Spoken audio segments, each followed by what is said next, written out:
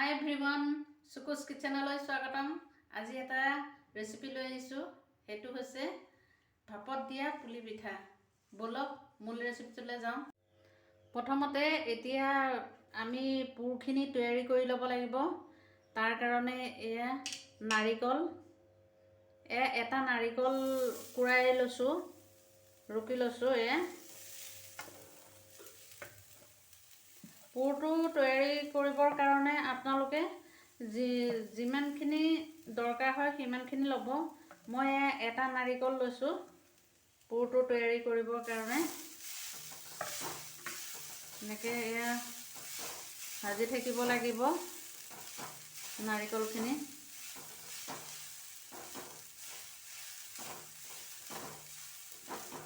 আৰু তাৰ লগতে একেলগতে এক বাটি মিঠৈ দিছোঁ।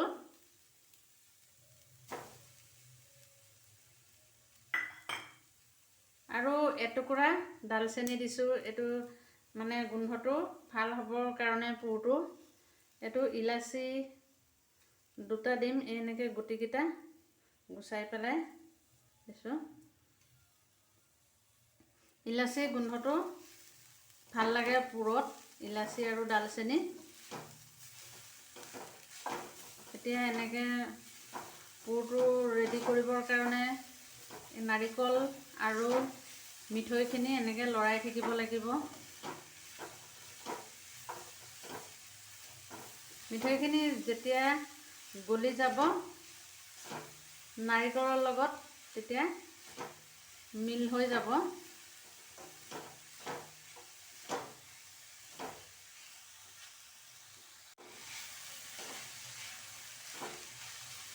জুইৰ ফ্লেমটো হাইকৈ ৰাখিলেও কোনো অসুবিধা নহয়, তেতিয়া সোনকালে বস্তুটো ৰেডি হ'ব।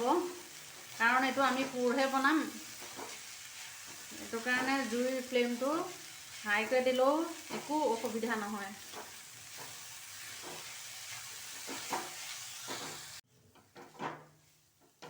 আমাৰ পুৰ ৰেডি হৈ গৈছে, নাৰিকলৰ ভাজা হৈ গৈছে।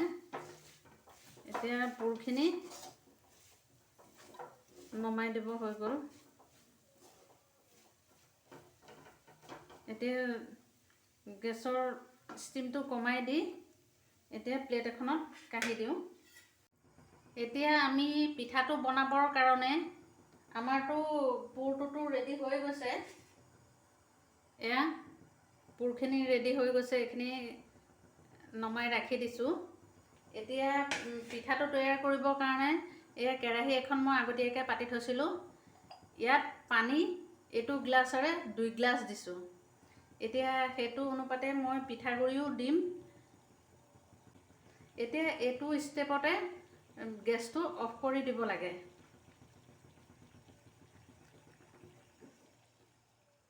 গেছটো অফ কৰি 1 গ্লাছ দিছোঁ,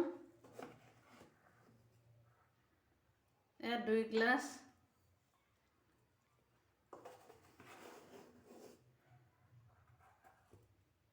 3 গ্লাছ দিছোঁ। 3 গ্লাছ মানে এইটো পুৰাপুৰি 3 গ্লাছ দিছোঁ। ইয়াত অকণমান নিমখ দিছোঁ। নিমখটো দিবলৈ মই প্ৰথমতে পাহৰি গৈছিলোঁ। পানীখিনি উতলি থাকোঁতে নিমখটো দিব লাগে, এইকণ নিমখ দি দিছোঁ। এতিয়া এইখিনি এনেকৈ লৰাই দি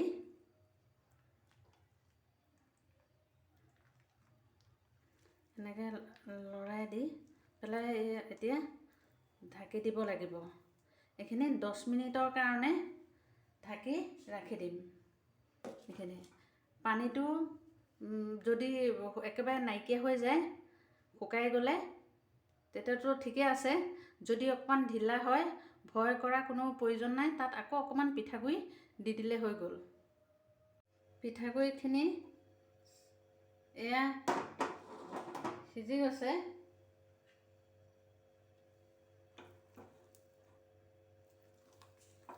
সিজি গৈছে। এতিয়া এনেকুৱা অৱস্থাতে এইটো ষ্টেপতে এতিয়া আমি এইখন এইখন চামুচ দি 4 চামুচ ময়দা দি দিম ইয়াৰ লগত। এইটো হিচাপতে 4 চামুচ ময়দা দি দিছোঁ। ময়দা দিয়া কাৰণটো হৈছে কি, মানে এই ভাত খোৱা চাউলৰ আঠাটো কম থাকে। আঠা নাথাকে বুলি ক'লেও হয়। এতিয়া ময়দাটো দিলে এই পিঠাগুড়িখিনিৰ লগত এটা ধুনীয়া আঠা এটা ক্ৰিয়েট হ'ব, আৰু লগতে কোমলো হ'ব। আৰু এনেই পিঠাটো বনালে লগে লগে কোমল হৈ থাকে, এদিন দুদিন পিছতে পিঠাটো মানে ঠাণ্ডা হ'লে টান হৈ যায়, পিঠাগুড়ি পিঠা বিশেষকৈ। সেইটো কাৰণে ময়দাটো দিলে কি হয়, বস্তুটো কোমল হৈ থাকে, 2-3 দিনলৈকে ৰাখি পেলাই খাব পাৰিব।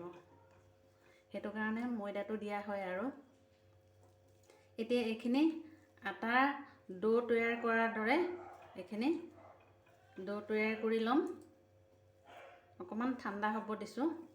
ঠাণ্ডা হ'লে এটা ডো তৈয়াৰ কৰি ল'ম। আমাৰ এইখিনি পিঠাগুড়িখিনি এয়া কেৰাহীৰ পৰা নমাই দিলোঁ। এইখিনি এতিয়া ঢিলা হৈ আছে। এতিয়া ভাবিছে চাগে এইখিনি ইমান ঢিলা হৈছে কেনেকৈ হ'ব। এতিয়া ইয়াত এই পিঠাগুড়ি অলপ এনেকৈ ছটিয়াই দিব লাগিব। ছটিয়াই দি পেলাই এনেকৈ সানিব লাগিব।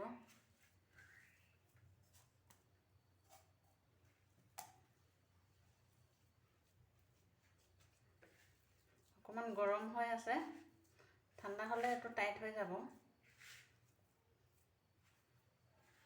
আমাৰ পিঠাগুড়ি ডো ৰেডি হৈ গৈছে, টান হৈ গ'ল,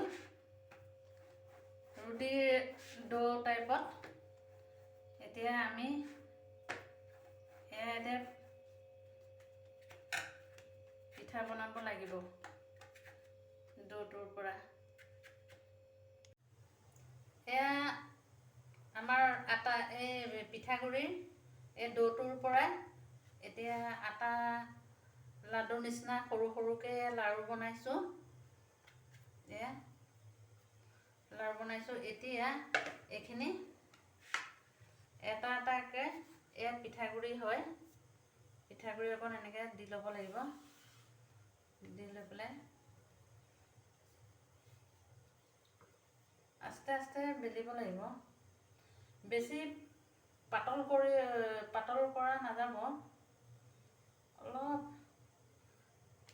ডাঠকৈ ৰাখিব লাগিব। ইমানো ডাঠ নহয়, ইমানো পাতল নহয়, সেইটো আন্দাজত ৰাখিব।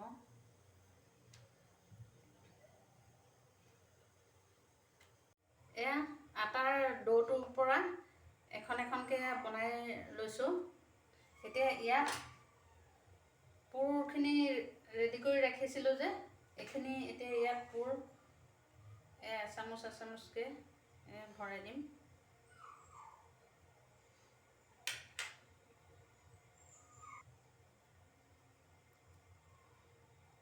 সেইদৰে এনেকৈ চিল কৰি দিব লাগে মূৰটো পিঠা।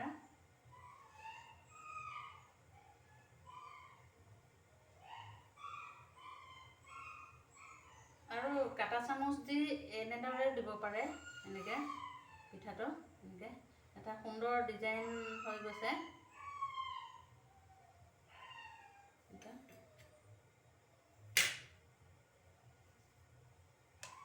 আৰু এটা বনাই দেখাই আছোঁ।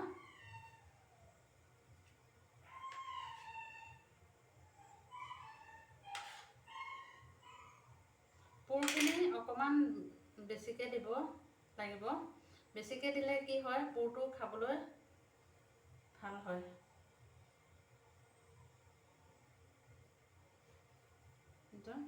এইটো এনেধৰণে দিলেও হয়।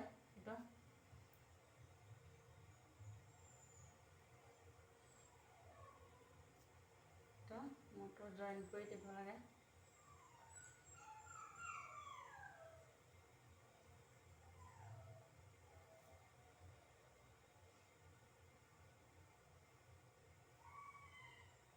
আমাৰ এইটোতো পিঠা বুলি কয়। এনেতো এইটো ভাপত দিয়া পুলি পিঠা বুলি কয় কিছুমানে। এনেধৰণে মই আটাইকেইটা বনাই পেলাই দেখাই আছোঁ। আমাৰ পিঠা পুৰ ভৰাই ৰেডি হৈ গৈছে। এতিয়া এইখিনি আমি ষ্টিম কৰিম মানে ভাপত দিব লাগিব। ভাপত দিবৰ কাৰণে মই এইটো চচতে পানী 1 লিটাৰমান দি পেলাই বহাই থৈছিলোঁ। এতিয়া পানীটো উতলি আছে। এতিয়া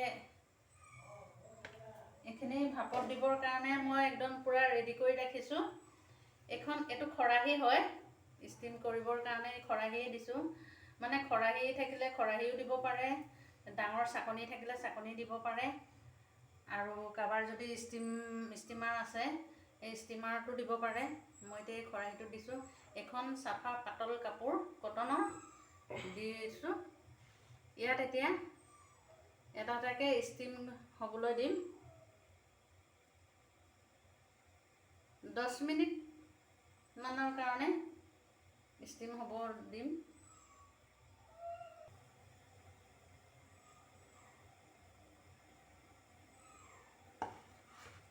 এতিয়া এইকেইটা ষ্টিম হ'বৰ কাৰণে বহাই দিছোঁ। এই কাপোৰখন এনেকৈ দি 10 মিনিট বা 15 মিনিটৰ কাৰণে ষ্টিম হ'ব। তাৰপিছত দেখাই আছোঁ। আমাৰ ভাপত দিয়া পুলি পিঠা ৰেডি হৈ গৈছে। চাওক কি সুন্দৰ হৈছে। এনেকৈ এটা মই ভাঙি পেলাই দেখুৱাই আছোঁ। চাওক কি ধুনীয়া। আপোনালোকেও এনেকৈ ট্ৰাই কৰি চাব। ভিডিঅ'টো কেনেকুৱা হৈছে কমেণ্ট কৰি জনাব। ভাল লাগিছে যদি লাইক, শ্বেয়াৰ, ছাবস্ক্ৰাইব কৰিব নাপাহৰিব। ধন্যবাদ।